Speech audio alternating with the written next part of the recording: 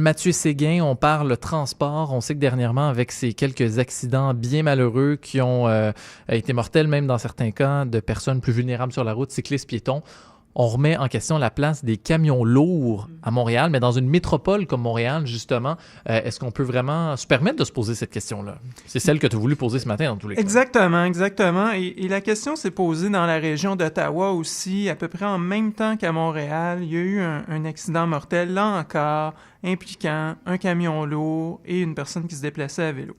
Et donc, il y a différentes choses qui sont lancées dans la réflexion suite à ces événements-là.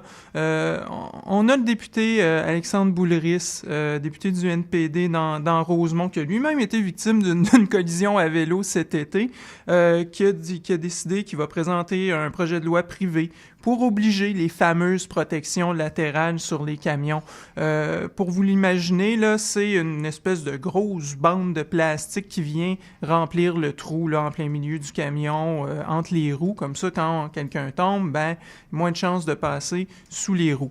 Et c'est un peu extraordinaire qu'on soit obligé de passer un projet de loi pour ça. Ça coûte environ 1 000 $ par véhicule et c'est quand même quelque chose qui aussi est avantageux pour les compagnies de camions. Ils économisent de l'essence. Parce que c'est plus aérodynamique. Exactement.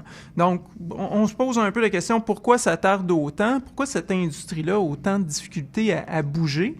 Et à Ottawa, on a même poussé la réflexion plus loin parce qu'il y a un porte-parole de l'industrie du camionnage dans cette région-là, M. Ron Barr, qui a fait une déclaration à la radio qui a complètement enflammé la twittosphère ottavienne.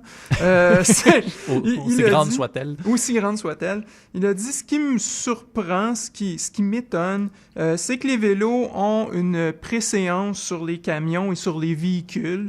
Et en gros, il explique que les camions, ça fait rouler l'économie, c'est gros, donc ça devrait être la chose la plus importante. Et les vélos aux intersections, ils devraient être naturellement placés derrière les camions, ce qui est un peu bizarre.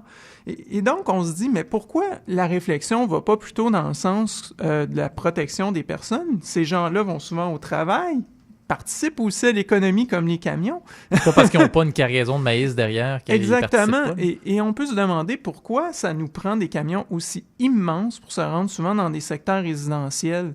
Si vous avez la chance d'habiter à côté d'un dépanneur, vous pouvez voir le flot continu d'immenses camions qui vont livrer de la bière, qui vont livrer de la liqueur, alors qu'on est en plein quartier résidentiel. Ça, c'est définitivement quelque chose qui pourrait être revu, qui pourrait être repensé et qui améliorerait la sécurité de tout le monde.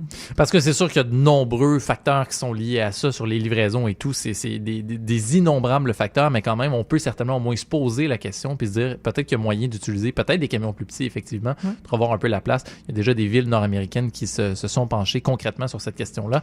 Merci de la remettre sur la table pour nous ce matin à Montréal, Mathieu Séguin. On te retrouve un peu plus tard. Certainement.